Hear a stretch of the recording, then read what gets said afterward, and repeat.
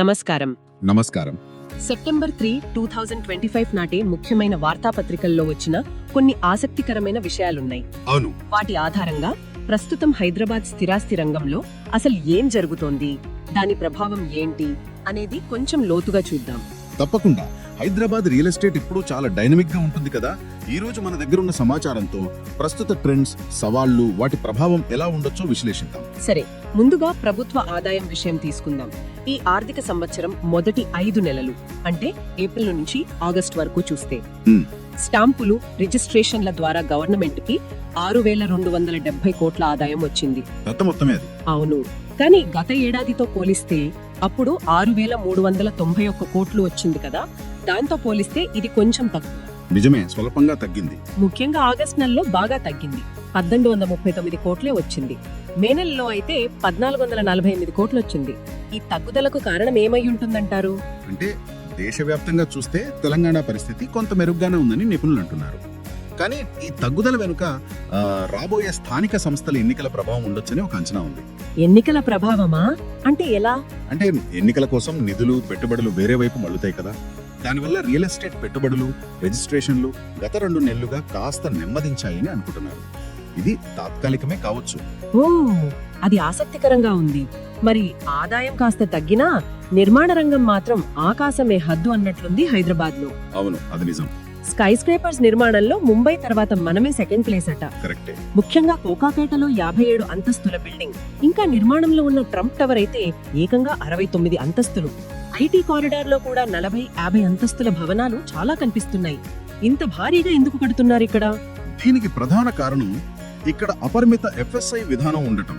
అంటే floor space index. FSI అంటే basic గా మీకున్న స్థలంలో ఎంత ఎక్కువ విస్తీర్ణంలో నిర్మాణం చేపట్టవచ్చనే నిష్పత్తి అది. ముంబై లాంటి నగరాల్లో దీనిపై చాలా ఆంక్షలుంటాయి. ప్లేస్ తక్కువ కదా. అవును. హైదరాబాద్ లో నగరం నలువైపులా విస్తరించడానికి అవకాశం ఉంది. పైగా ఈ ఎఫ్ఎస్ఐ పై అంతగా ఆంక్షలు లేకపోవడంతో బిల్డర్లు ఎత్తు పెంచుకుంటూ పోతున్నారు. ఇది నగరాభివృద్ధికి ఒక సూచికే అయినా. ఒక్క నిమిషం. ఈ అపరిమిత ఎఫ్ఎస్ఐ వల్ల బిల్డింగ్లు ఆకాశాన్ని అంటున్నాయి సరే, కానీ రోడ్లు, నీళ్లు, డ్రైనేజ్ లాంటి కనీస వసతులపై భారం పడదా? వాటి మాట ఏంటి? మీరు చాలా కీలకమైన ప్రశ్న అడిగారు. అదే అసలు సమస్య. ఎత్తు పెంచడం బాగానే ఉంది, కానీ అందుకు తగ్గట్టుగా మౌలిక సదుపాయాలు అంతే వేగంగా అభివృద్ధి చెందకపోతే భవిష్యత్తులో ఇబ్బందులు తప్పవు. దాని ప్రభావం నగరంపై ఖచ్చితంగా ఉంటుంది. అంటే ఆకాశాన్ని అంటాలంటే ముందు పర్మిషన్లు రావాలి కదా. అక్కడ మాత్రం స్పీడ్ బ్రేకర్లు పడుతున్నట్టున్నాయి. అవును, ఆ వార్తలు కూడా చూశాం. హెచ్ఎండిఏ వాళ్ళు బిల్డ్ నౌ అని సాఫ్ట్వేర్ తెచ్చిన L2 లెవెల్లో, అంటే రెవెన్యూ ఇరిగేషన్ ఎన్ఓసీల దగ్గర చాలా ఆలస్యం అవుతుందట. దీనిపై ముఖ్యమంత్రి గారే అసంతృప్తి వ్యక్తం చేశారని అంటున్నారు. ఏజెంట్ ఏఐ, వాట్సాప్ అప్డేట్స్ లాంటివి పెట్టినా పెద్దగా ఉపయోగం లేదంటున్నారు. దళారుల ప్రమేయం కూడా ఉందని ఆరోపణలున్నాయి. ఇక్కడ టెక్నాలజీకి, క్షేత్రస్థాయిలో జరిగే పనికి మధ్య గ్యాప్ కనిపిస్తోంది. అంటే ఆటోమేషన్, డిజిటలైజేషన్ లక్ష్యాలు మంచివి అయినా కొన్ని కీలక దశల్లో ఇంకా పాత పద్ధతులే, జాప్యం కొనసాగుతోంది. మరి ఈ ఆలస్యం వల్ల ప్రాజెక్టులు లేట్ అవుతాయి కదా. ఖచ్చితంగా. ఈ అనుమతుల జాప్యం కొత్త ప్రాజెక్టుల సరఫరాను నెమ్మదింపజేస్తుంది. అది మొత్తం మార్కెట్పై ప్రభావం చూపుతుంది. ప్రభుత్వం చర్యలు తీసుకుంటామని చెప్పడం కొంత పాజిటివ్ సైన్. ఈ నిర్మాణాలు, పర్మిషన్ల గొడవ ఇలా ఉంటే సామాన్యుల సంగతి, ముఖ్యంగా అద్దెకుండే వాళ్ళ పరిస్థితి చూస్తే వామ్మో. నిజమే, అద్దెలు బాగా పెరిగాయి. హైటెక్ సిటీ, గచ్చిబౌలి ఏరియాల్లో అద్దెలు మండిపోతున్నాయట. సింగిల్ బెడ్రూమ్ కే 20-25 వేలు అడుగుతున్నారట. అవును. 2BHK కి 35,000.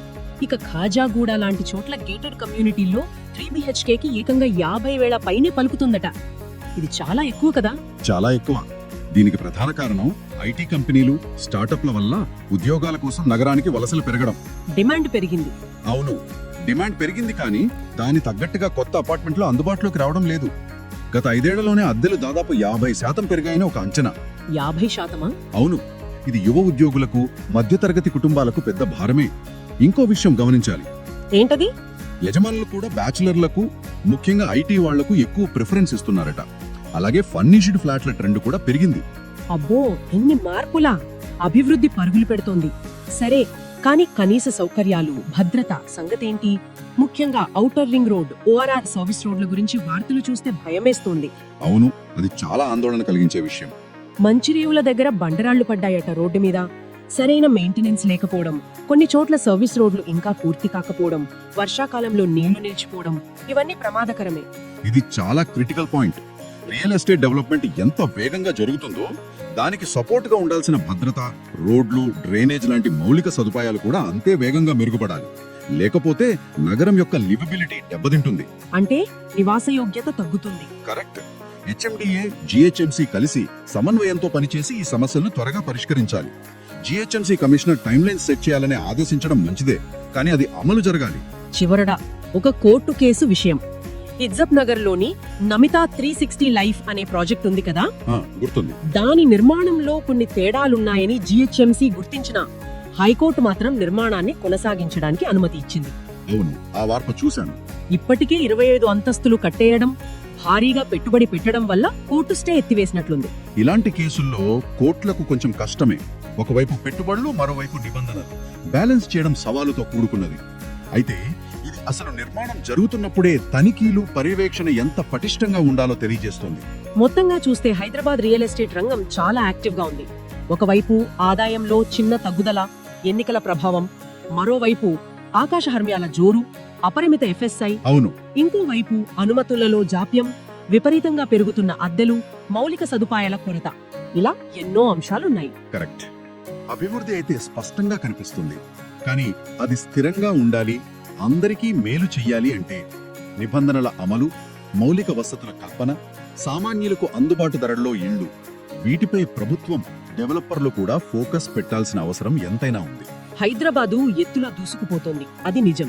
కానీ ఆ ఎత్తును మోయడానికి అవసరమైన పునాదులు, అంటే మౌలిక సదుపాయాలు, నిబంధనల అమలు అంతే బలంగా ఉన్నాయా? ఈ ప్రశ్న గురించి ఆలోచిస్తూ ఉండండి. మరో విశ్లేషణతో మళ్ళీ కలుద్దాం. తప్పకుండా.